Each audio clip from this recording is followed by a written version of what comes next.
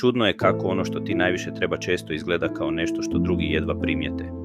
Mir nema vatromet, nego tišinu koja te prvo zbuni, naviknut na buku teško prepoznaje nešto nježno. Navikneš vjerovati da vrijednost dolazi iz intenziteta, a ne iz smirenosti. Emocije koje su dugo bježale tek sada imaju prostora izaći. I zato mir izgleda prazno, iako je zapravo pun, samo drugačije. Ponekad ti se čini kao da nešto nedostaje, a zapravo ništa više ne gori. Mir te tjera da osluškuješ ono što si dugo gurala u stranu. Kad se buka ugasi, ostaješ sama sa sobom. To je prostor koji mnogi izbjegavaju. Možda mir izgleda dosadno jer ne nudi bijeg, nego ogledalo. U njemu se vidiš jasnije nego što bi htjela. Shvatiš koliko si se dugo skrivala iza ritma koji te trošio.